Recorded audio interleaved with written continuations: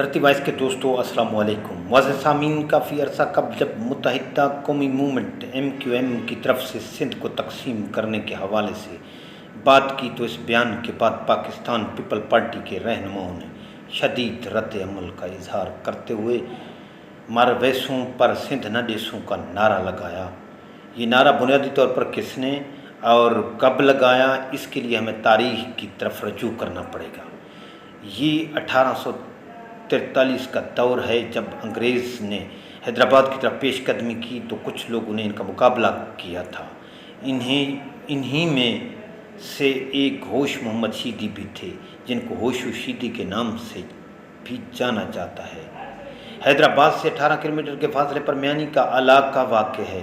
ये वो इलाका है जहाँ से सिंध के फर्जंदों ने अंग्रेज़ों का मुकाबला किया था और इन्हीं में होश मोहम्मद शीदी भी शामिल थे। होश मोहम्मद शीदी ने इस जंग में वो दाद शुजात दिखाई कि अंग्रेज़ को भी ये कहने पर मजबूर कर दिया कि लगता है नेपोलियन की फ़ौज का कोई सिपाही हमारे ख़िलाफ़ लड़ रहा है। माहिर आसार कदीमा और तारीख़ दान डॉक्टर कलीमुल्लाह लिशारी लिखते हैं कि अगर हम होश मोहम्मद शीदी के हवाले से तारीख़ को देखें तो उनका तज़किरा 3 जगह पे हमें मिलता है। जनरल चार्ल्स नेपियर अपनी किताब सिंध के फाते में लिखते हैं कि जब हैदराबाद की जंग हो रही थी तो मैंने देखा कि एक शख्स जो बेजिगरी से लड़ रहा था वो ऐसे लगता था कि जैसे बिना ही जंग के लिए है।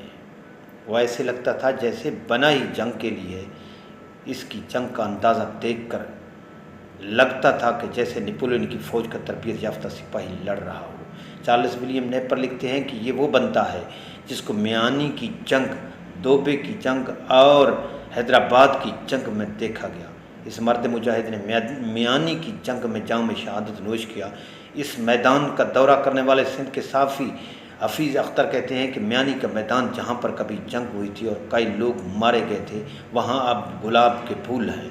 हफीज़ के बकौल मियानी का ये मैदान अब गुलाब के फूलों के हवाले से मशहूर है। ये इलाका गुलाब के फूलों की खुशबू से महकता है। सामीन, धरती वाइस की ये काविश आपको अच्छी लगे तो लाइक और सब्सक्राइब ज़रूर कीजिएगा, साथ में बेल आइकन को भी प्रेस कर दें।